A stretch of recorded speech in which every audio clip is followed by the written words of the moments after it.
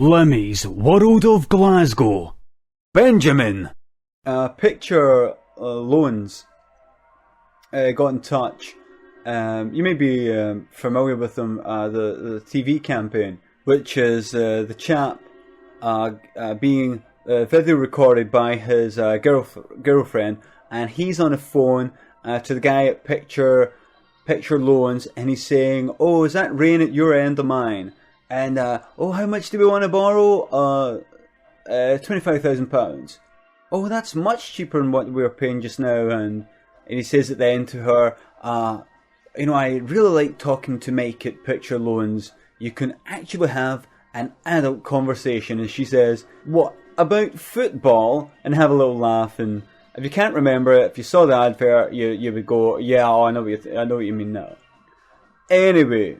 One of the things he says in the advert right at the start, almost right at the start, and it's in the magazines as a tagline, is, "We just want all our money in one place so we know where we are."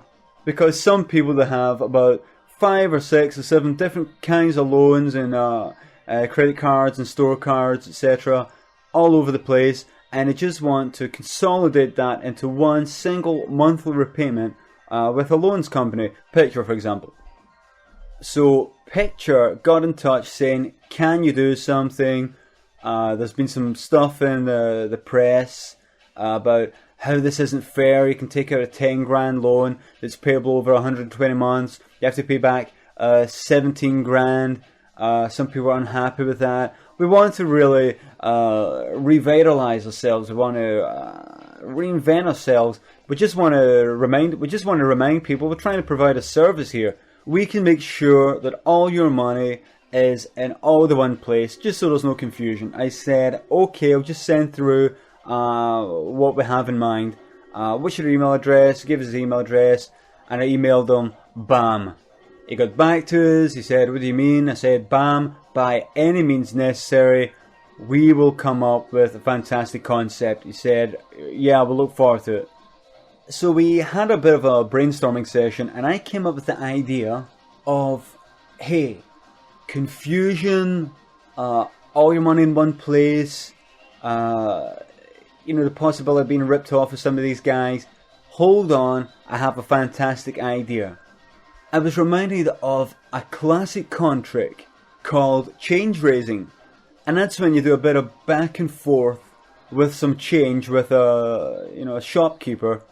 And basically, you swindle them out of money. So I thought, right, okay, does this actually work? Because I could have a fantastic idea here, but I just need to see if this works, if it just works in the movies. So I looked it up online to see how it's done, and it's actually quite easy. It takes a couple of reads, but finally, I thought, I could give this a shot myself.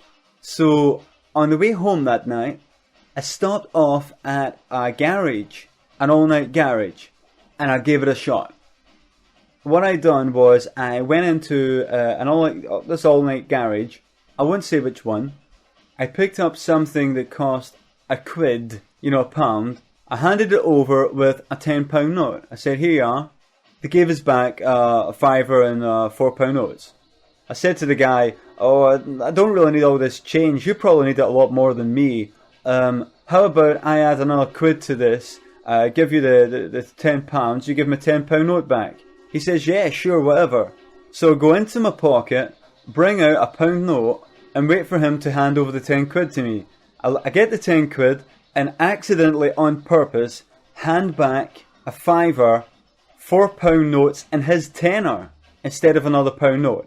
So I've given him £19 back. I go to walk away as if I'm walking away with a £10 note, but I've actually got just a £1 note. And the guy says, "Hold on a minute, mate. You're giving me too much here. I've got 19. I said, "Oh, God, thank you so much, mate. You're so honest." I said, "Here, listen. Here's another £1 note. That makes it 20. Can you just give us a £20 note back instead?" He says, "Okay." Gives us a £20 note back. I thanked him again. I said, "You're so honest, mate. Thanks a lot." And off I go in my car. Without the guy knowing it, in the confusion and all the small talk, I've just scammed him out of £10. It works. It actually works. But I thought, is this a fluke? Is that guy just an idiot?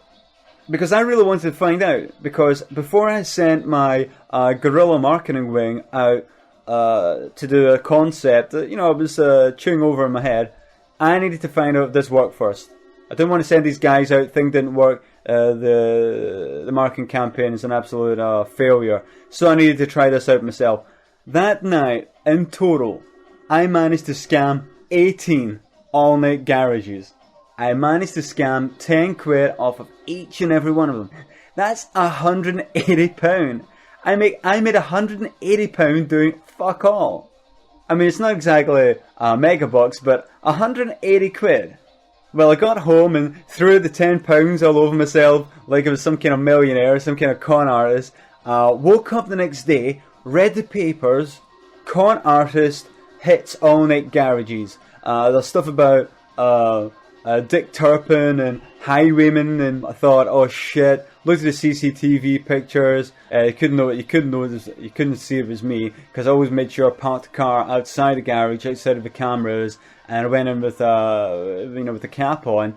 Thought I got away with it, but trying this shit for picture loans, and they'll put one and one together and come up with two, and we'll get done for it. I'll get done for it. So got back in touch with picture loans to say, sorry guys. We're far too busy at the moment. Gonna have to let you down. Can't do it. Hung up. £180. That's unbelievable.